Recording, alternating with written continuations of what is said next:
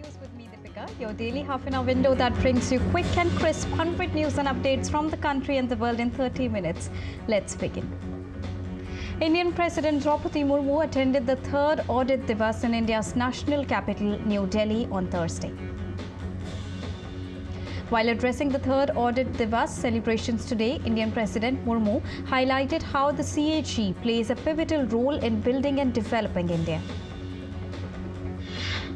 Indian President said that under the leadership of Comptroller and Auditor General of India, government's audit community has made significant contributions in strengthening integrity, governance and system building.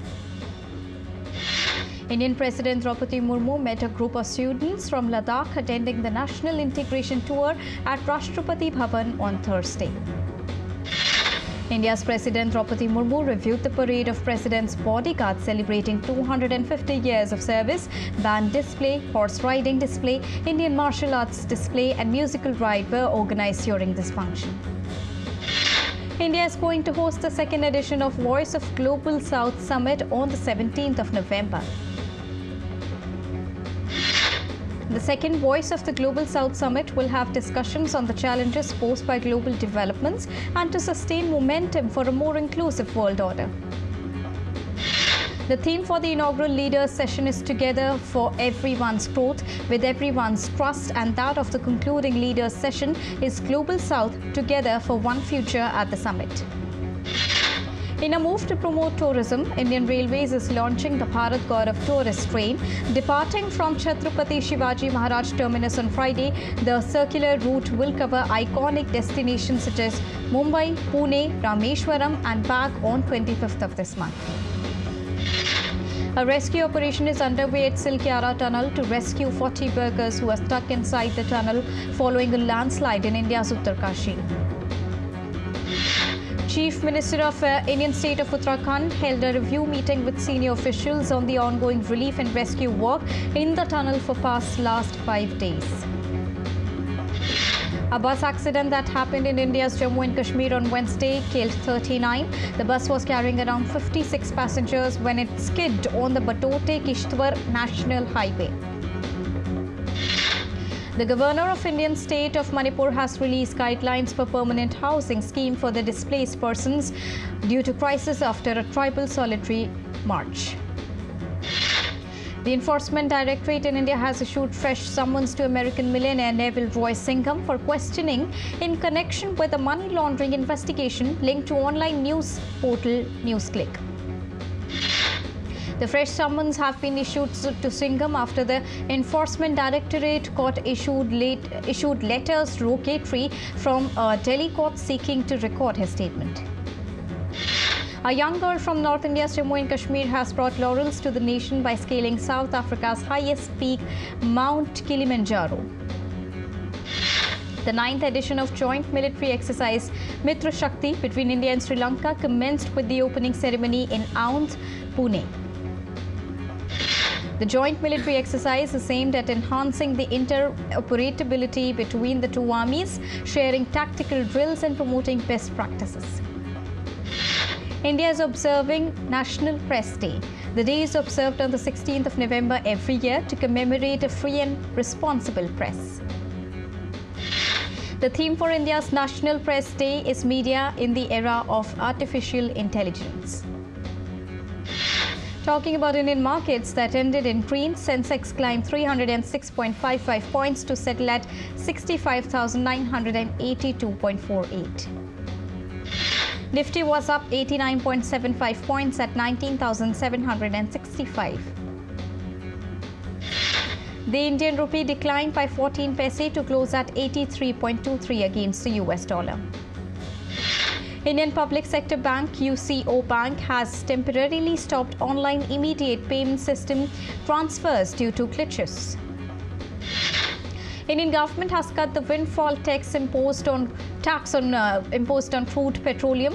The rate has been lowered to 6,300 rupees per ton from its previous standing at 9,800 rupees. In a notable decision, the Indian government has decreased the special additional excise duty on diesel. The duty, previously set at 2 rupees per litre, has now been halved to 1 rupees per litre.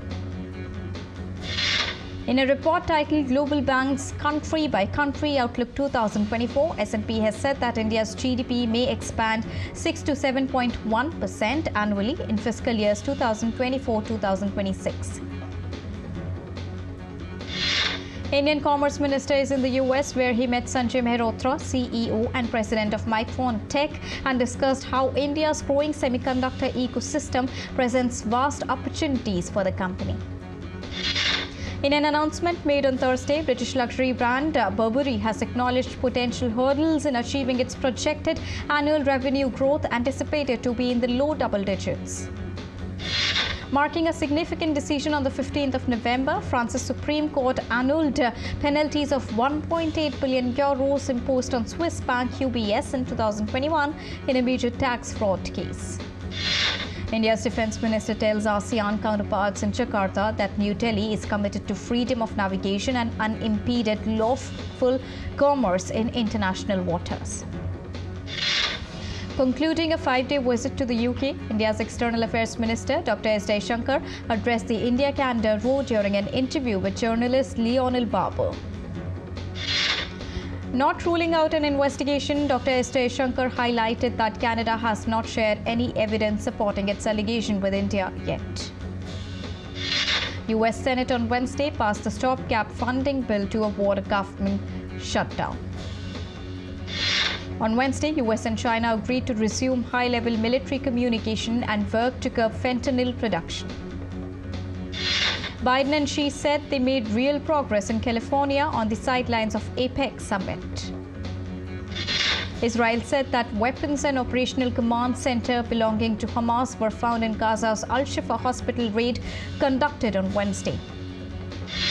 Israel also said that its fighter jet struck Hamas leader Ismail Haniyeh's house in Gaza. It added that the house was used as terrorist infrastructure. US President Joseph R. Biden said that Israeli operation will stop when Hamas no longer has the ability to do horrific things to Israelis.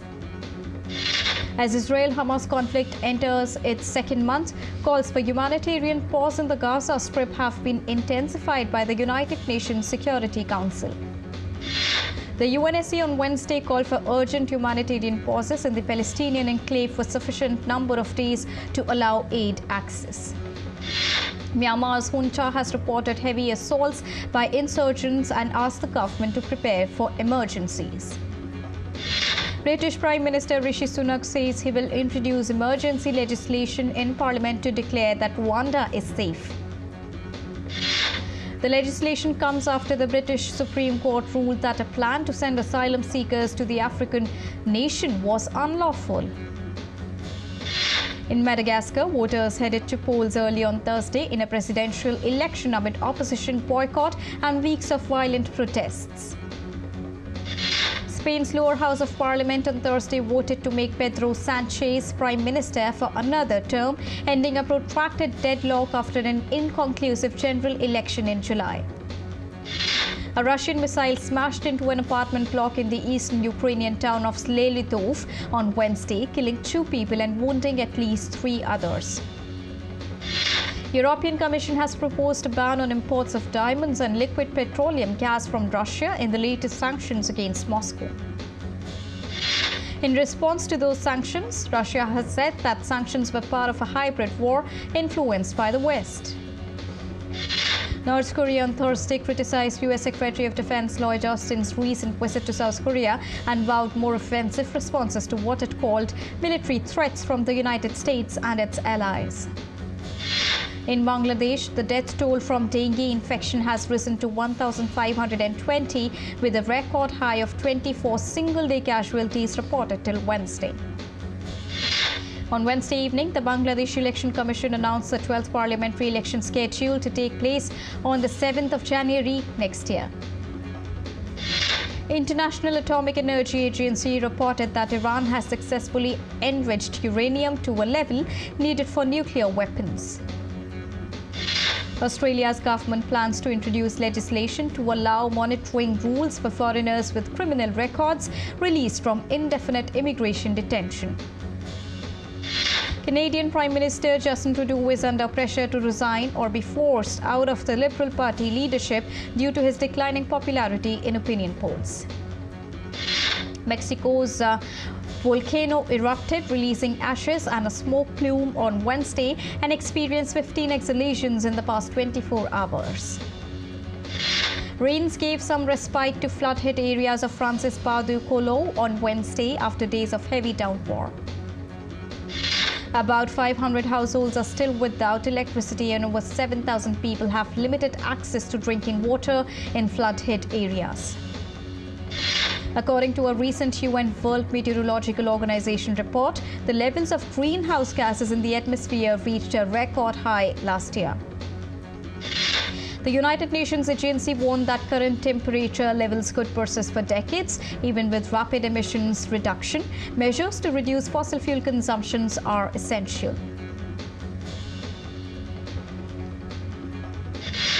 Researchers from ETH Zurich have 3D printed a robotic hand with synthetic bones, ligaments and tendons using Inkpit's laser scanning technique. The team used slow-curing plastics for strengthening and added a laser scanner to check for bumps or uneven parts, resulting in delicate structures like the robotic hand. Researchers in Sweden are studying the effects of psychedelics and amphetamines on the brain activity of rats to explore the root of consciousness in the brain. Activity in the brain's neurons are monitored while comparing the performance of the rat with and without the influence of drugs. This would help provide clues to treat neurological disorders.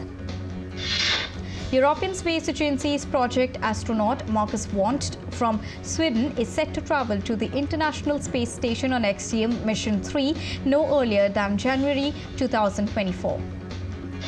A 200 square meter smart farm capable of cultivating vegetables and reducing energy and use of carbon emissions has been built on the roof of a high-rise building in the middle of South Korea's capital, Seoul. The greenhouse is South Korea's first all-in-one rooftop greenhouse that uses energy exchange technology to control the energy consumption of both the building and the greenhouse. Swedish music streaming company Spotify has expanded its partnership with Alphabet's Google Cloud to use large language models to tailor podcast and audiobooks recommendations for the users. TikTok joins Meta in appealing against the gatekeeper status under the Digital Markets Act, a European Union law that fortifies rules for tech companies and makes it easier for the users to move between competing services. US tech giant Microsoft has introduced a new chip called Maya to speed up artificial intelligence computing tasks on its Azure OpenAI service. An exhibition, Picasso in Fontainebleau in New York, brings together two famous paintings by Pablo Picasso that have not been displayed together for over a century. This showcase is available for viewing until the 17th of February. A portrait of British actress Madeleine Carroll will be a part of an art sale on the 14th of December in London. The portrait is estimated to fetch around $60,000 to $87,000.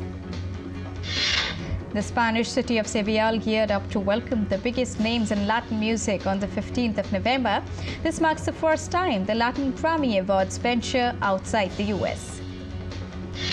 Indonesia's police first sergeant Renita Rismayanti has been honored with the 2023 United Nations Women Police Officer of the Year award. Following the formal declaration of presidential and vice presidential candidate pairs, the General Elections Commission of Indonesia initiates printing ballot papers for 2024 elections. Starting next Friday, Hong Kong Winter Fest will commence and continue through New Year's Day, featuring a diverse array of attractions and lively festive events. The first ever Ashgabat Regional Model UN Conference is underway at Turkmenistan's Institute of International Relations under Ministry of Foreign Affairs, drawing together approximately 100 participants. Marking its grand inauguration on the 14th of November, the international festival, Theatrical Art of the Happy Era, commenced in the Turkmen capital. From 14th till the 16th of November, the capital of Turkmenistan welcomed prominent theatre groups from Azerbaijan, Kazakhstan, Kyrgyzstan, Russia, Tajikistan, Uzbekistan and Turkey for the Theatrical Art Festival. Mountain lion cubs found in California are undergoing examination by veterinary staff at the Oakland Zoo. The cubs were found after an adult female mountain lion was fatally struck by a car. Makers of Indian thriller film Merry Christmas, starring Katrina Kaif and Vijay Sethupathi, have pushed the release date from the 8th of December to the 12th of January next year. Bollywood actor Sonam Kapoor hosted a star-studded party welcoming former English football ace David Beckham in Mumbai. Korean pop quartet Blackpink are set to host their first-ever virtual concert called Blackpink A VR Encore in partnership with tech giant Meta on the 26th of December this year. Sony Pictures has unveiled the trailer of upcoming Spider-Man spin-off film Madame Web, starring Dakota Johnson in the lead. The film will release in February next year.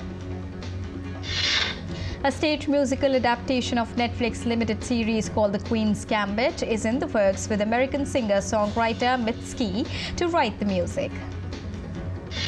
Hollywood A-listers Jodie Foster and Annette Bening join forces for a new Netflix film called NY80 that recounts the true story of world-class athlete Diana Niad, who was the first to complete a 110-mile swim at the age of 60.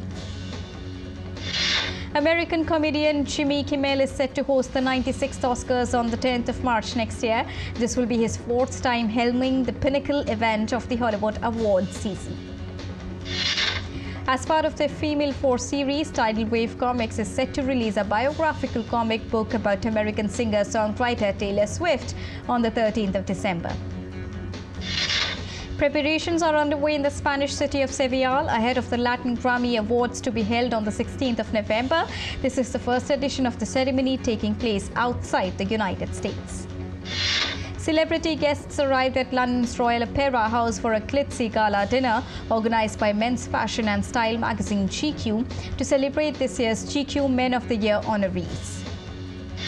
Moving on to sports, India entered into the final of the ongoing ICC Cricket World Cup after defeating New Zealand in the semi-finals by 70 runs. Indian pacer Mohammad Shami took 7 wickets to lead India to victory. Shami delivered the best ever bowling performance by an India bowler in the World Cup. After losing semi-finals, New Zealand are confident that they have the foundations in place to continue to compete in elite tournaments. Pakistan's captain Babar Azam has stepped down after the team's dismal performance at the Cricket World Cup. The 28-year-old has relinquished the leadership role in all 3 formats. Former England captain Andrew Flintoff has been appointed as the head coach of Northern Superchargers. They are a franchisee cricket side based in Leeds.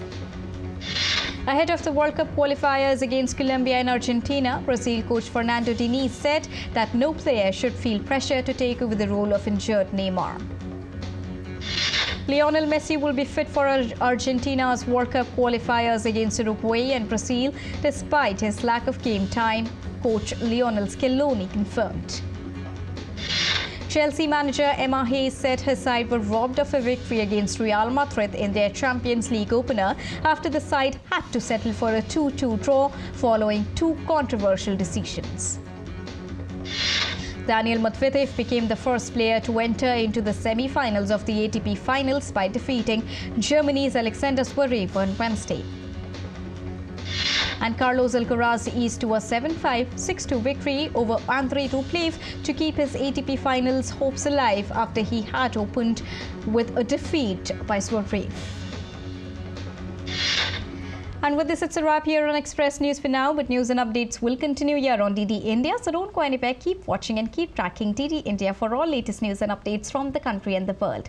Thank you so much for joining us right now.